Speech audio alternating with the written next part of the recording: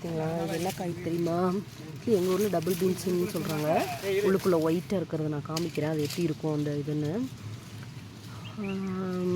இந்த அவரைக்கொட்டையே கொஞ்சம் பெருசாக இருந்துச்சு, எடுத்துக்கும் வெள்ளை கலரில் அந்த மாதிரி இருக்கும். செம்ம டேஸ்ட்டாக இருக்கும். கறி குழம்பு எப்படி வைக்கிறோமோ அந்த மாதிரி வச்சோம்னா கறி குழம்பே தோற்று போயிருங்க. உண்மையாகவே அவ்வளோ டேஸ்ட்டாக இருக்கும்.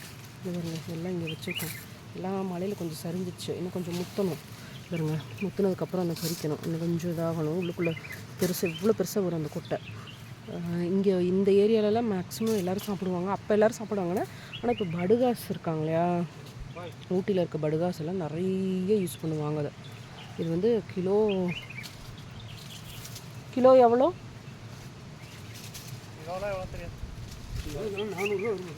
கிலோ வந்து 400 500 சீசன் கொஞ்சம் முன்ன பின்ன. ஆனால் 300 400 மேலே வருன்றாங்க.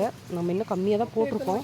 இன்னும் கொஞ்சம் வந்ததுக்கப்புறம் வேணால் நம்ம இந்த விற்கிற மாதிரி இருக்கா அப்படிங்கிறத பார்த்து நான் உங்களுக்கு சொல்கிறேங்க. இந்த ஏரியா ஃபுல்லாக அதுதான் போட்டிருக்காங்க. செம்ம டேஸ்ட்டாக இருக்கும். நான் இதை ஓப்பன் பண்ணி காமிக்கிறது எப்படி இருக்குன்னு நான் ஒன்று ஆல்ரெடி பறித்து வச்சுருக்கேன். அது காமிக்கிறேன் எப்படி இருக்குன்னு. காமிக்கிறது எப்படி இருக்குன்னு இல்லை ஓப்பன் பண்ணி ஆல்ரெடி நான் வச்சுருக்கேன். இந்த பார்த்தீங்களா, இதான் இது எங்கள் ஊரில் டபுள் பீன்ஸுன்றாங்க. அவரைக்காய் விதை மாதிரி இருக்குன்னு நாங்களே இன்னும் முத்தணும். பார்த்தீங்களா, இது சின்னது நல்லா பெருசாக வந்து அப்படியே முத்தி போயிருக்கும். நீங்கள் பார்த்துருப்பீங்க டிபார்ட்மெண்டல் ஸ்டோர் இதிலெல்லாம். அதில் பேர் என்ன வச்சுருக்காங்கன்னு எனக்கு உண்மையாகவே தெரிலங்க. நாங்களாம் இப்படி அவரை விதை அவரைக்காய் அப்படின்னு சொல்லிட்டு இருப்போம். பெருசாக இருக்குது, செம்ம டேஸ்ட்டாக இருக்கும். கிலோ விலை ஜாஸ்தி. அந்த விலை பிடுங்கினதுக்கப்புறம் நான் உங்களுக்கு சொல்கிறேன்.